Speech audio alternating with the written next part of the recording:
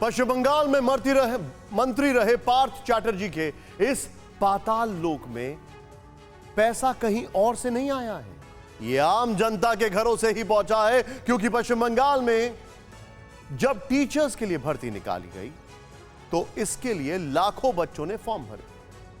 आंकड़ा कहता है कि टीटी एग्जाम में 23 लाख उम्मीदवार शामिल हुए और प्राइमरी टीचर्स के तौर पर लगभग 42,000 उम्मीदवारों की नियुक्ति के लिए एक पैनल बनाया गया। परीक्षा में पास होने के लिए कैंडिडेट्स ने महीनों तक मेहनत की, दिन रात पढ़ाई की, लेकिन पहली मेरिट सामने आने के बाद भी उनको नौकरी नहीं मिली। जो पास हुए थे ऐसा इसलिए क्योंकि कुछ करप्ट लोगों ने रिजल्ट खरीद लिया और जिस पैसे से रिजल्ट खरीदा गया वो पार्थ के कैश लोक में जा पहुंचा। देखिए कैसे सिस्टम से खिलवाड़ किया गया इस रिपोर्ट में। अपने फ्री टाइम को एटीएम बनाइए, अपने घर से ही उद्यम शुरू कीजिए, अपने रसोई को बनाइए कारखाना। फ्रीडम ऐप को अभी डाउनलोड कीजिए। ब्लैक बैंक ऑफ बंगाल वाले इन पैसों के पहाड़ ने घोटाले वाले सबसे बड़े सिंडिकेट का राज खोल दिया। ईडी की टीम ने जब कोलकाता में पार्थ चैटर्जी की करीब अर्पिता मुखर्जी के घर गई तो सारा मामला धीरे धीरे परत दर परत खुलता चला गया। उलझी हुई कड़ियां आपस में जुड़ने लगी और रडार पर आ गए पश्चिम बंगाल के पावरफुल मिनिस्टर रहे पार्थ चैटर्जी।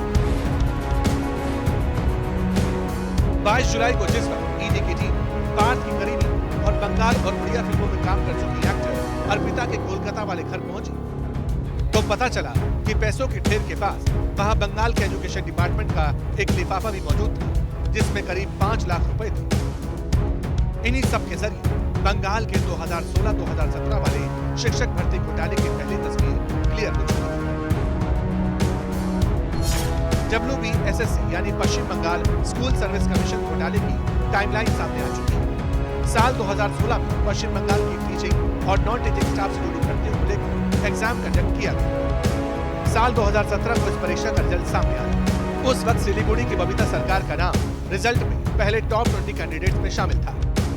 बबीता को एग्जाम में 77 अंक मिले थे, लेकिन बाद में कमीशन की तरफ से इस लिस्ट को कैंसिल कर दिया गया। इसके बाद स्कूल सर्विस कमीशन की तरफ से दूसरी लिस्ट जारी की, लेकिन इसमें पास होने वाले कैंडिडेट्स में बबीता का नाम नहीं था। अब उनका नाम वेटिंग लिस्ट में दिखाई दिया। बात सिर्फ इतनी सी नहीं है। जानकारी के मुताबिक इस लिस्ट में बड़ा खेल किया गया। जांच में पता चला कि पश्चिम बंगाल सरकार के मंत्री परेश अधिकारी की बेटी अंकिता का सिलेक्शन भी इसी भर्ती प्रक्रिया के तहत किया गया, तब जबकि अंकिता का नंबर बबीता से 16 अंक कम था। और इसी के बाद से पश्चिम बंगाल सरकार के इस शिक्षा भर्ती घोटाले का खुलासा हो गया। धीरे धीरे शिक्षक घोटाले की गूंज पश्चिम बंगाल की सियासत में सुनाई देने लगी, हावी होने लगी और मामला कोलकाता हाईकोर्ट की दहलीज तक भी पहुंच गया। बबीता समेत 2 कैंडिडेट्स ने मामले की जांच की गुहार लगाई थी। याचिकाकर्ताओं का इल्जाम था कि जिन उम्मीदवारों के नंबर कम थे उन्हें मेरिट लिस्ट में ऊपर स्थान मिला है। इतना ही नहीं, कुछ शिकायतें तो ऐसी भी थी जिसमें कहा गया कि जिन उम्मीदवारों का मेरिट लिस्ट में नाम तक नहीं था उन्हें भी नौकरी दे दी गई। अपने फ्री टाइम को एटीएम बनाइए, अपने घर से ही उद्यम शुरू कीजिए, अपने रसोई को बनाइए कारखाना। फ्रीडम ऐप को अभी डाउनलोड कीजिए।